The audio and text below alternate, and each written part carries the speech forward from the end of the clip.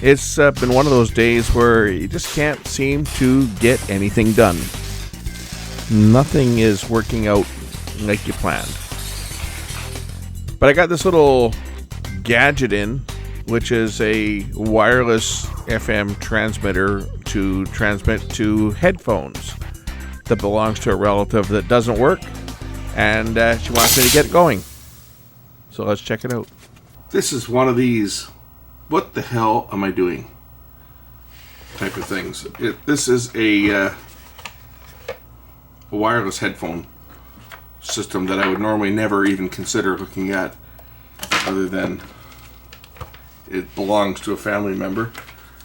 So I'm kind of obligated to see what the hell's wrong with it. I don't know if it got dropped or what, but the antenna is kind of buggered up on it, looks like. We're going to plug this thing into power and see whether we'll plug it into an audio source and see whether this thing will work. Looks like it's transmitting. Well, it was. And this is the receiver that you plug headphones into.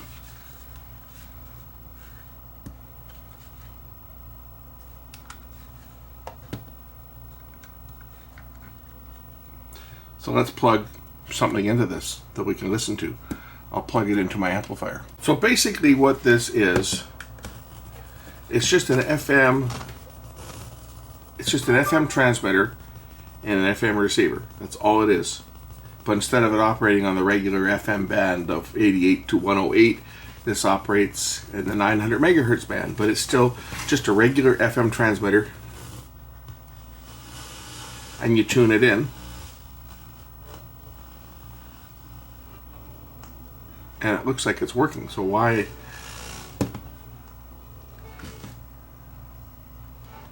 Okay, I can hear something.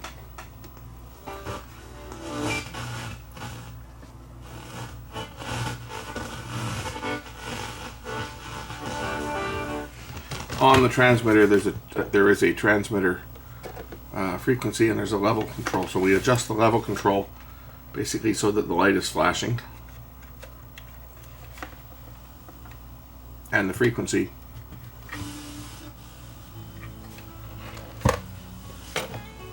Find a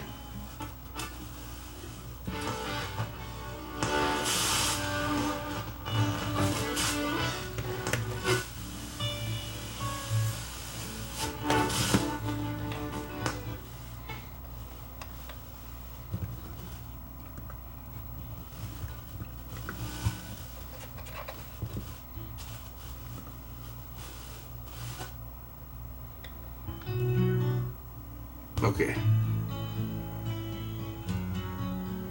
Now I got sound. Looks like there's only one channel working. There we go.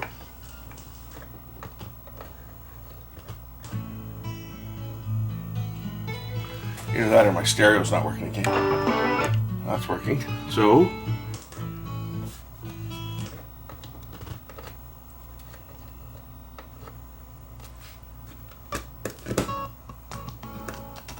okay, we got a bad connection on this headphone. That's what the problem is.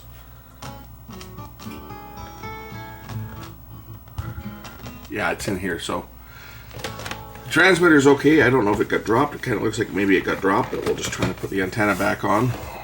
And let's take the receiver apart and see why the receiver is not working properly.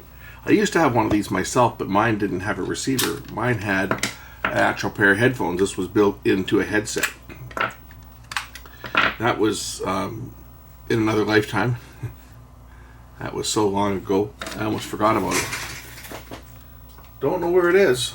I think the foam pads all fell apart on the headphones, but as far as I know, it still worked. It had a rechargeable battery, and you plugged it into the transmitter, and on the back on here you'll see that there's a charger socket, and that was actually for the rechargeable headphones. And then they sold this one, and this one had a separate receiver that you plugged your own headset into.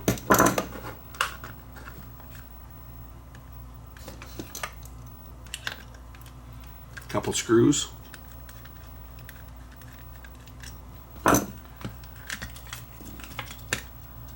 Oh yeah, there's wires broken off of here too. Well, that would explain why power wire is broken off for one. But let's just check the headphone jack, because I think we have some problems in here. We'll fix this connection on the battery wire here. This is the antenna. That's the antenna wire that just sits inside it. The positive battery wire has come off, so we'll just reattach that. So let me get my soldering iron going here. The neat thing about these were is that they had relatively long range. I used to use mine all the time.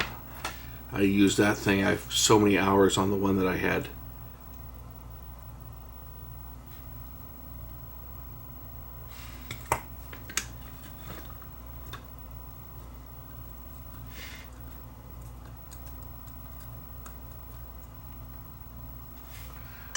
Of course, now everything is Bluetooth. Is Bluetooth any better?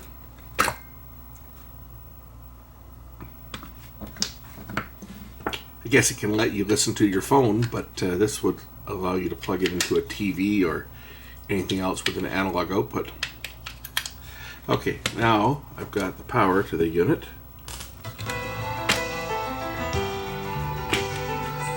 Now it's working. Was that all it was? Was just that broken connection on the battery terminal? Sure looks that way. Oh, look at that.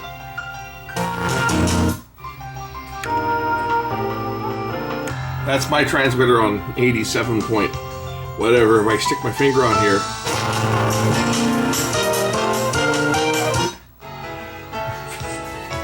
the low power FM transmitter on the 87.5 overpowers it.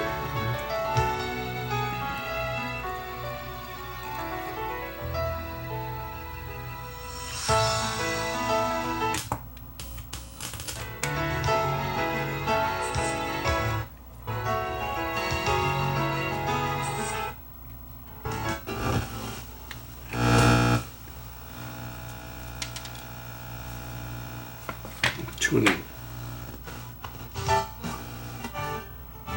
That's the tuning, this is the volume. Oh, I wish this could have been a more interesting video, but hey, that's where we are on this one. It's just a broken connection on the battery terminal. I guess from being dropped. This has had a few things done to it over the years because it's been dropped more than once. But it's working, so we're gonna get this out of here. Maybe I'll show you guys the inside of the transmitter. Would you guys like to see the inside of the transmitter? I'm sure you would. So let's just unplug the power and open up this unit. I'm sure there's some screws in the bottom here.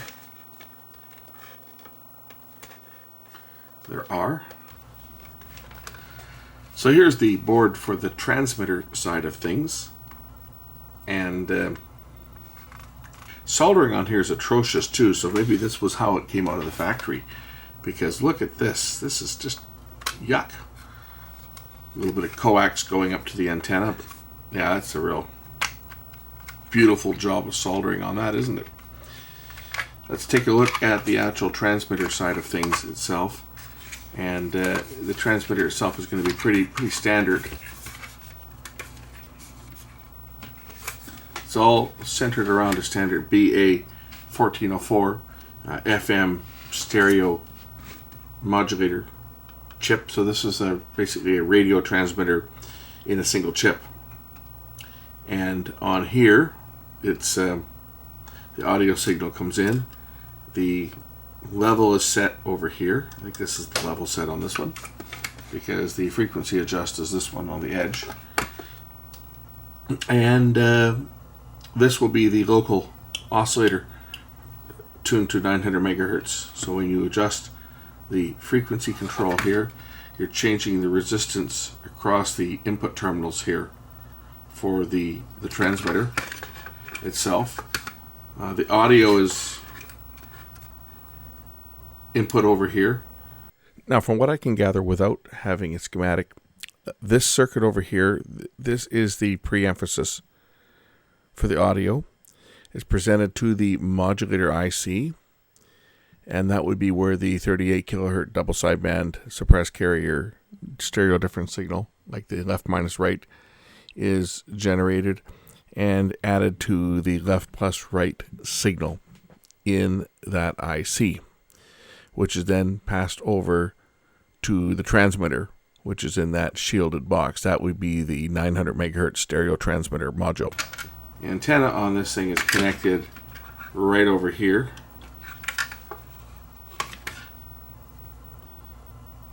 So it goes through, looks like it's going through a little, yeah, it's going through a little transformer here. Right? There's a little matching transformer there. And the signal's coming out of the transmitter right here on this pin, and this is the looks like maybe the modulated input. Looking to see where the frequency is added. Okay, the frequency is tuned through here. There's a resistor across here, so that would be the voltage going in for the transmitter there. There's a resistor across here which goes to the wiper of the frequency control. This is the frequency input, and there's probably another one that gives it power. Where is the power? I'm guessing the power comes in on this pin over here. This is going over to, yeah, over to the power supply. Coming back this way. And around over to here. And what is this? Yeah, here's the regulator. So there's the power lead right there. So we've got a regulator here. Power input, ground, and regulator. What is it? At 70. What is it? A 5 volt? What is it here? Nope, 7012. So it's 12 volts. And 7012. So the power adapter, which is 18 volts DC, 18 volts in, 12 volts out, a regulated 12 volts. The regulated 12 volts passes down through here, down through there, and over to this pin here.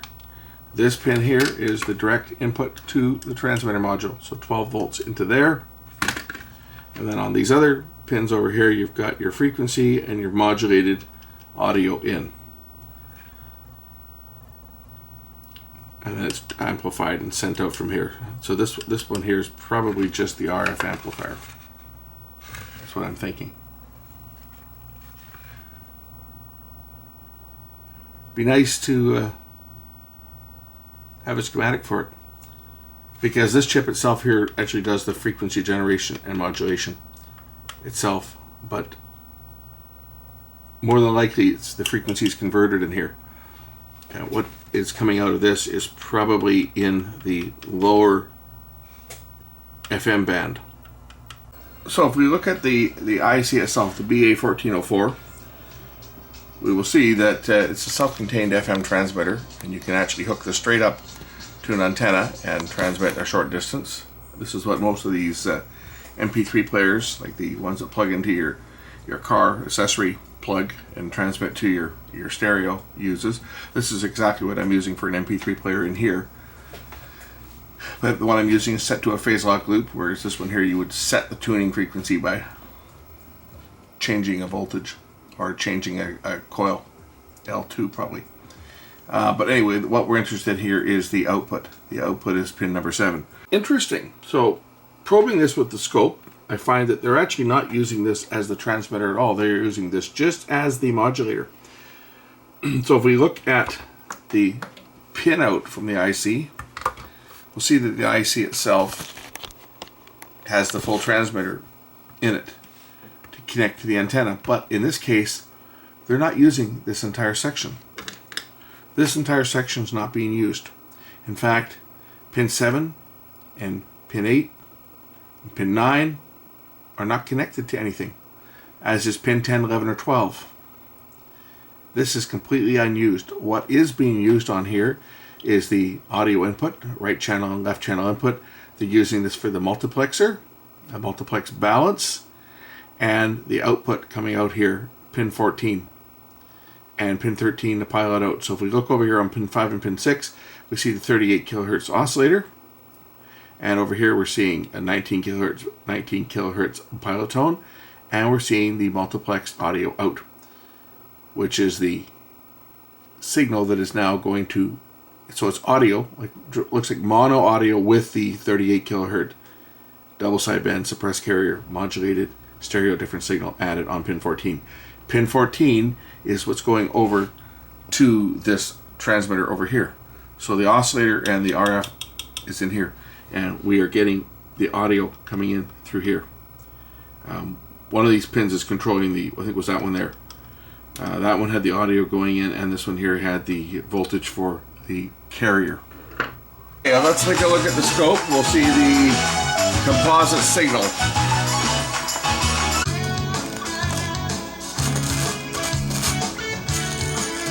That bad probe here. What else is new?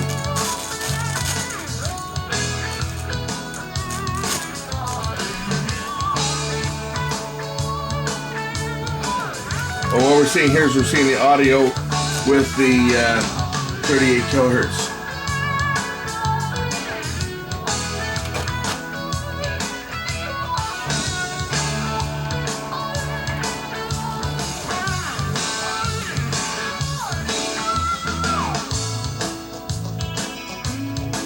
There's our 19 kilohertz.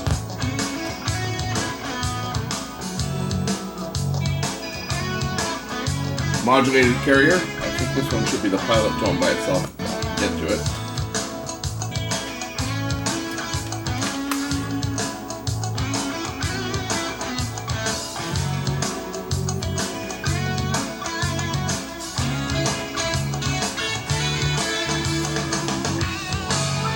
Okay, there's the modulated output.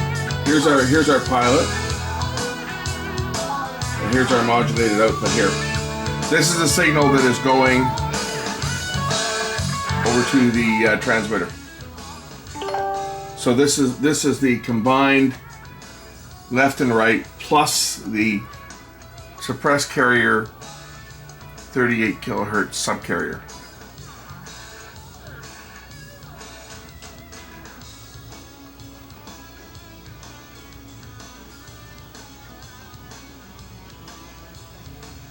And if we look over on the other side,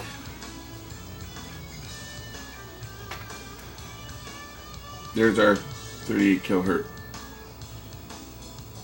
carrier. You can see the scope there, 38 kilohertz.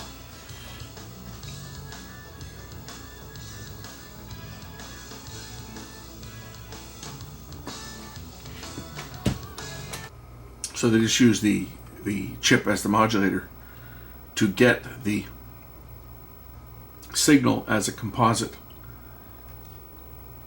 modulated signal, and then drive the transmitter directly is what they're doing. But yeah, I mean, so you can see the quality of the soldering on here doesn't look to be terrific, but it works. So for what it is, it does get the job done. And being on the 900 megahertz band, it's these days is relatively interference free.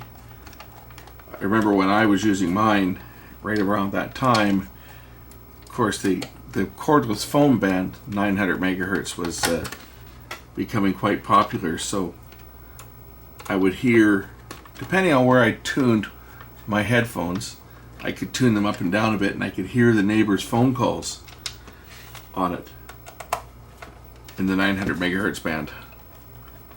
And I'm sure this would do the same for those old cordless phones that operated 900 megahertz FM, you know, before everything went digital. For people that still have telephones, landlines. I know a lot of people are going to say nobody has landlines anymore, but that's actually not true. Lots of people still have landlines. I would know that because I install them every day. I see landlines every single day at work.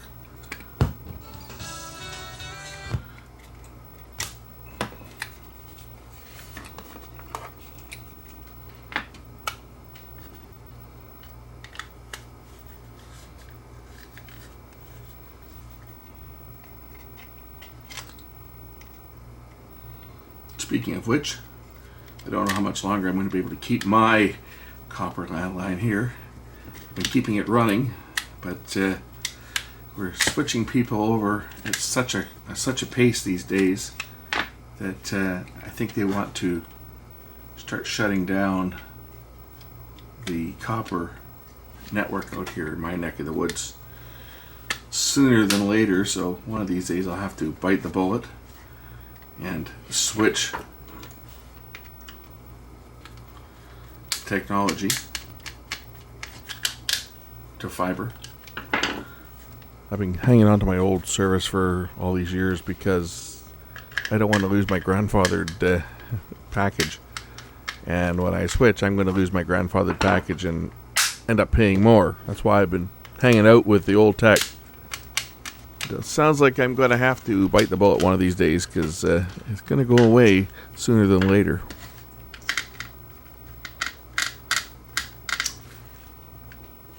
The good news on that front, though, is that the ONT that we're using now will support my rotary phones. The older ONT that we had would not, but the new ones that we are using now will support my rotary phones that I've got.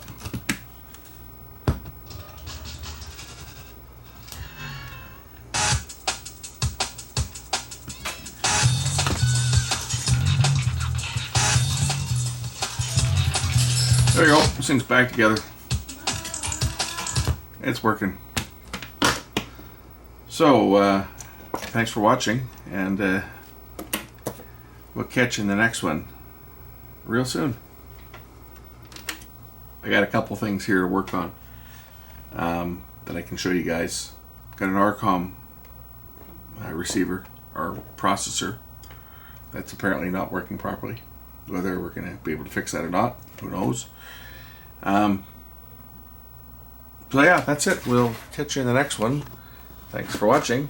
Bye for now.